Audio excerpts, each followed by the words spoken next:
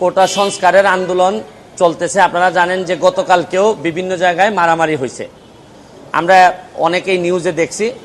তা আমার কাছে মনে হয়েছে আজকেও দেখলাম যে ছাত্রলীগও প্রোগ্রাম দিয়েছে, আবার যারা কোটা সংস্কারের জন্য আন্দোলন করতেছেন তারাও প্রোগ্রাম দিয়েছেন। তো মোটামুটি দেখা যাচ্ছে যে একটা মারামারি অবধারিত। এই পর্যায়ে আমার কাছে মনে হয়েছে যে আমি একজন এমপি হিসাবে আমার কিছু কথা বলা দরকার। প্রথম যে কথাটা বলতে চাই যে মাননীয় প্রধানমন্ত্রী, সরকার প্রধান, উনিও কোটা সংস্কারের কথা বলেছেন।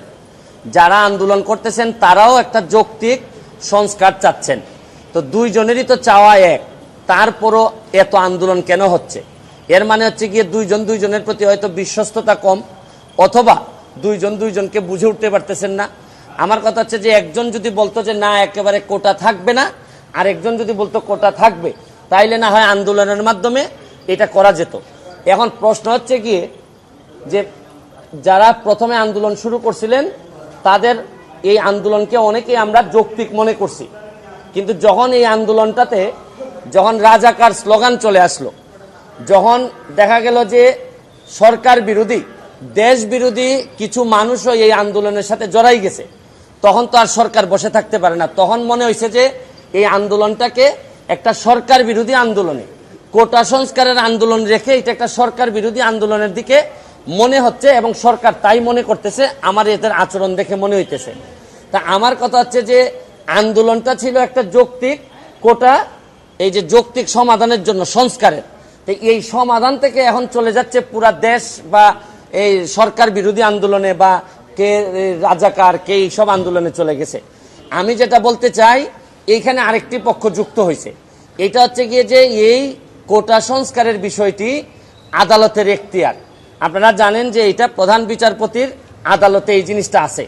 আপনি আদালতকে যদি না মানেন তাইলে তো আমাদের আরেকটা কনস্টিটিউশনাল একটা ক্রাইসিসে আমরা পড়ে যাব। আমার বক্তব্য হচ্ছে পরিষ্কার, যারা আজকে যারা মুখোমুখি হচ্ছেন তাদের প্রতি আমার একটা দাবি, কারণ বেশ কিছুদিন ধরে সাধারণ মানুষের অনেক কষ্ট হচ্ছে। আমি বলছি না যে আপনাদের দাবিও যৌক্তিক, আমি বলতে চাচ্ছি যে আপনাদের এই দাবি আদায়ের যে প্রক্রিয়াটাকে আদালত পর্যন্ত একটু অপেক্ষা করা যায় কিনা। আদালত আগামী 1 মাসের মধ্যে এটা সমাধান দিবেন বলছেন। আমার একটা বক্তব্য হচ্ছে যে আপনারা আন্দোলন করতে পারবেন, আপনারা তো আজকে না করলে কালকে করতে পারবেন না, এরকম কোনো কথা আপনাদের কোথাও ছিল না। আপনারা আদালতটা দেখেন, মাননীয় প্রধানমন্ত্রী নিজেই কিন্তু কোটা বাতিল করে উনি কিন্তু এই আপনারা জানেন গেজেট প্রকাশ করেছেন, এটা কিন্তু উনিই করেছেন, এবং আমার বিশ্বাস উনি আবার একটা যৌক্তিক সমাধান উনি দিতে পারবেন।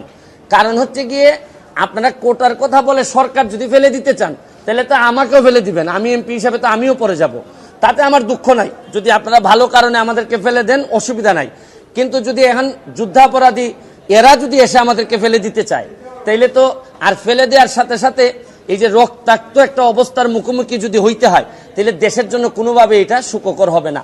আমার বক্তব্য হচ্ছে আপনারা অন্তত 1 মাসের জন্য এটাকে স্থগিত করেন, এবং প্রয়োজনে আমি আপনাদেরকে নিয়ে যারা কোটা সংস্কারের আন্দোলন করতেছেন তাদের যারা নেতৃবৃন্দ, তাদেরকে নিয়ে যারা আসলেই প্রকৃত ছাত্র তাদেরকে সাথে করে নিয়ে প্রয়োজনে আমি প্রাইম মিনিস্টারের সাথে বসে কথা বলবো, যাতে একটা যৌক্তিক সমাধান করা যায়।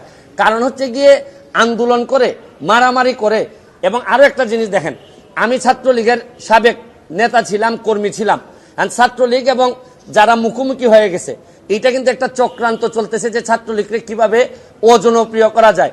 কারণ আপনি যখন একটা দুইটা দলকে মুখোমুখি করবেন, এখন ছাত্রলীগ যদি কাউরে বাড়ি দেয় অথবা ছাত্রলীগ বাড়ি খায়, তখন কিন্তু হয়তো একটা খারাপ পরিস্থিতির দিকে যাবে।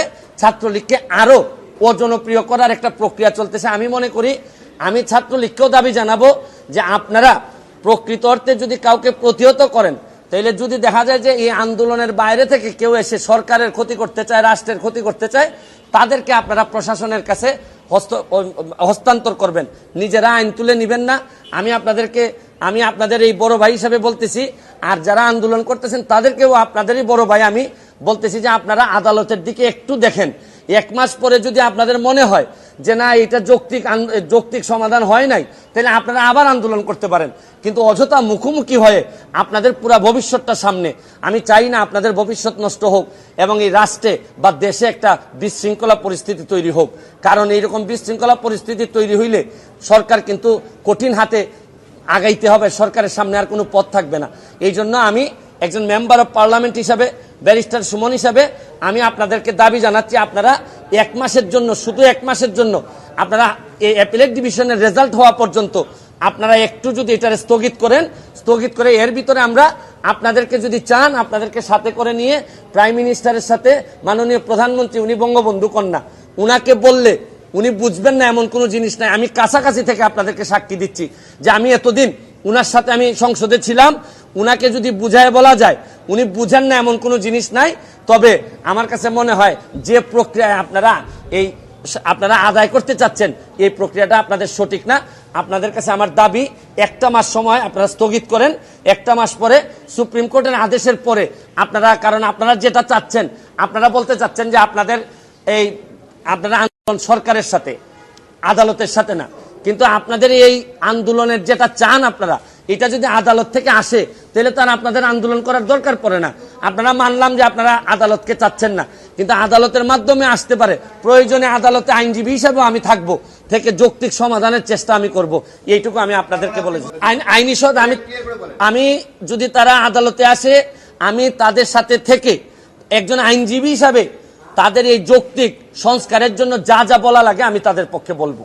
কিন্তু তাও আমি চাই যে আপনারা আন্দোলনটা এইভাবে মুখোমুখি হয়ে সাধারণ মানুষের কষ্ট এবং এই রক্তাক্ত পরিবেশ আমরা দেখতে চাই না। আমি তো এইটা দেখেই তো আজকে এখানে মুখোমুখি হলাম আপনাদের। আমি গতকালকে যে পরিস্থিতি দেখলাম, শুনেন, প্রতিটা দল বা সংগঠন সব সময় তো একই আদর্শের উপর সব লোক থাকে না। তারা আদর্শের ব্যত্যয় ঘটায় দেখা গেল কেউ অতিরিক্ত আবেগ দেখাচ্ছে। এটা দেখাইতে গিয়ে তো আলটিমেটলি পুরা দলেরই বদনাম হচ্ছে। বা ধরেন সাধারণ আন্দোলনকারীদের পক্ষে যদি কেউ ছাত্রলীগরে মারে বা অমুককে মারে, তখন তাদেরও বদনাম হচ্ছে। আমার কথা হচ্ছে যে সংঘর্ষের মধ্য দিয়া, সন্ত্রাসের মধ্য দিয়া এগুলাতে কোনো সমাধান আসবে না, বরং আমরা আরো পিছাই যাব। আমরা সামনের দিকে আগাচ্ছি। বঙ্গবন্ধুর সোনার বাংলা বানানোর জন্য আমাদের সবাইকে একটু ধৈর্য ধরতে হবে। আমি শুধু 1 মাসের সময় চাচ্ছি অপেক্ষা করার জন্য। আমি তো বলছি না যে আপনারা আন্দোলন একেবারে বন্ধ করে দেন। আমি বলছি যে এই 1 মাস আপনারা আদালতের সিদ্ধান্ত দেখেন। প্রয়োজনে আমরা প্রাইম মিনিস্টারের কাছে যাই, গিয়ে ওনার সাথে কথা বলি। কারণ উনি তো শুধু প্রাইম মিনিস্টার না, উনি তো বঙ্গবন্ধু কন্যা জননেত্রী শেখ হাসিনা। উনারে বুঝাইয়া বললে, আমি নিজে পার্সোনালি উনার কাছে গিয়ে আমি দেখছি, উনারে বুঝাইয়া বললে এমন কিছু নাই হয় না। আপনি জানেন আমাকে মৃত্যুর হুমকি দিছিল, আমি প্রাইম মিনিস্টারকে গিয়ে বলছিলাম, উনি প্রায় 3 থেকে 4 দিনের মধ্যে বাধ্য করছেন আমাকে যারা হুমকি দিয়েছিল তাদের সবাইকে ধরতে, এবং যারা যারা এগুলোর সাথে ইনভলভ। কারণ আমি জানি যে উনারে বুঝায় বললে কতটুকু বোঝানো যায়। এই জন্য এই অভিজ্ঞতা থেকে একজন এমপি হিসাবে আপনাদের কাছে আমি দাবি জানাচ্ছি, অযথা এই সন্ত্রাসের দিকে গিয়ে, আন্দোলনের দিকে গিয়ে, ভাঙাভাঙির দিকে গিয়ে রক্তাক্ত অবস্থায় আমাদের কোনো সমাধান হয় না।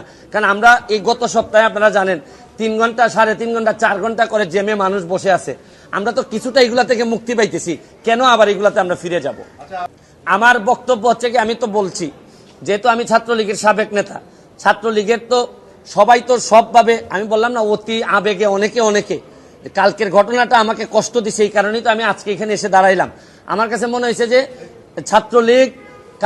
ছাত্রলীগ এবং সাধারণ ছাত্রছাত্রীদের মধ্যে যা হয়েছে তা অত্যন্ত দুঃখজনক, এবং এই দুঃখজনক পরিস্থিতি এড়াইতে হবে যে কোনোভাবে।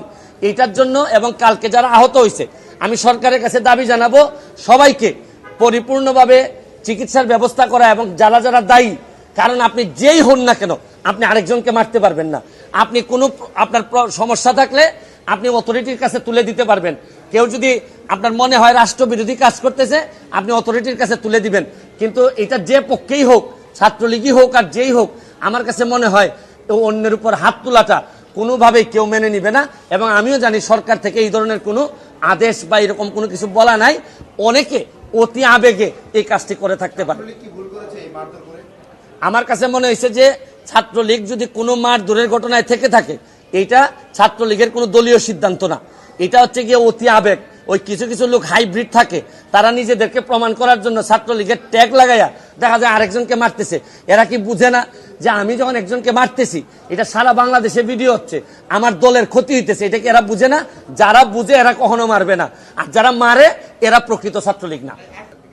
এই যে আমি আপনারে বলি, আন্দোলন যখন প্রথম হয়েছে যৌক্তিক সংস্কারের বিষয়ে আমরা নানা কথা শুনছি এদের, এবং যথেষ্ট পরিমাণ সরকারও কিন্তু শোনার চেষ্টা করছেন। এবং এটা জানেন আপনি, সরকার থেকে এই অ্যাটর্নি জেনারেলের মাধ্যমে কিন্তু ওই অ্যাপিলেট ডিভিশনে নিয়ে আসা হয়েছে যাতে এটা একটা যৌক্তিক সমাধান করা যায়। কিন্তু যখন থেকে আপনি খেয়াল করে দেখেন যে এই স্বাধীন দেশে আপনি রাজাকার স্লোগান দিবেন, এইটা কিন্তু মুক্তিযুদ্ধের প্রজন্ম বা আমরা যারা স্বাধীনতার সপক্ষের শক্তি আমাদের পক্ষে মেনে নেওয়া খুবই কঠিন।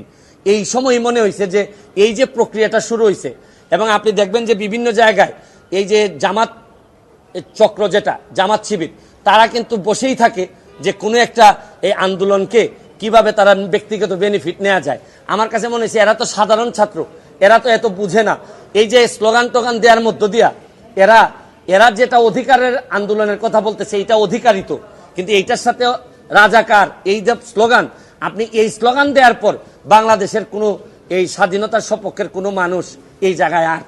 আচ্ছা, অনেকে বলছেন যে আমি অনেক আড়ালে ছিলাম বা এরকম বলতে পারেন। আচ্ছা, আপনি কি জানেন বেশিরভাগ মানুষই কোটা আন্দোলন যারা মৌনভাবে সমর্থন দিচ্ছেন বা বিরোধিতা করতেছেন, অনেকেই জানেনই না যে আন্দোলনটা কিসের জন্য। অনেকে জানেনই না যে কোটাটা আসলে অ্যাপ্লাই হয় কখন। একটা মানুষ প্রিলি, রিটেন এগুলা পাস করার পরই তো কোটা অ্যাপ্লাই হয়। অনেকে মনে করেন ধারণা যে কোটাটা মনে হয় বাড়ি থেকে নিয়ে আইসা এই কোটাতে ভর্তি করে দেয়া হয়। আবার অনেকেই জানেন না আসলে কত পার্সেন্ট কোটাতে দিতে হয়। অনেকেই জানেন না কোটা না দিলে আপনার দেশের কি ক্ষতি হইতে পারে, মানে পিছাই আছে জনগোষ্ঠী কতটা পিছাইতে পারে। ও আমার কাছে অনেক ইনফরমেশন যেটা আমি পুরাপুরি না জেনে কথা বলি না। এখানে আবার সুপ্রিম কোর্টে আছে পেন্ডিং, আদালতের যেটা জুরিসডিকশনে আছে, সাব জুডিস ম্যাটারে আমার দ্রুত আইসাই কথা বলা। আমি এইরকম, এখন তো আমি মেম্বার অফ পার্লামেন্ট, আমাকে তো অনেক বুঝে শুনে কথা বলতে হয়। আদালতের সাব জুডিস ম্যাটারে আমি ফেসবুকে 3-4জন বলল যে মানবতাবাদী ব্যারিস্টার সুমন এখন কোথায়, এই কথা বললেই আমি লাফাইয়া পড়বো, এইরকম ব্যারিস্টার তো আর আমি না। যে আমি তো অবশ্যই আমার সুবিধা মতো বলছি, কিন্তু আমার সুবিধা কোনটা? জেমে পড়ে থাকবো, আমি মারামারি দেখবো, আমার খারাপ ভাল লাগবে? আমি কি অমানুষ তো না? আচ্ছা, মানুষ না হয় দামি না, আমি অমানুষ তো না। বাচ্চারা মারামারি করবে, আমার ছাত্রলীগ যে দল আমি করছি, আমার ছাত্রলীগ বদনামে পড়বে, আমি বসে থাকবো? আমার সুবিধা তো এইটাই। মানে শুনেন, যারা আমার সুবিধার কথা বলে তারা আমার সুবিধা ছাড়া মাথায় কিছু আসে না। আমার সুবিধা যে আমাদের সুবিধা হইতে পারে, আমার সুবিধা যে দেশের সুবিধা হইতে পারে, এইটা বেশিরভাগ লোক জানে না। এই কারণে এরা এইসব কথা বলে।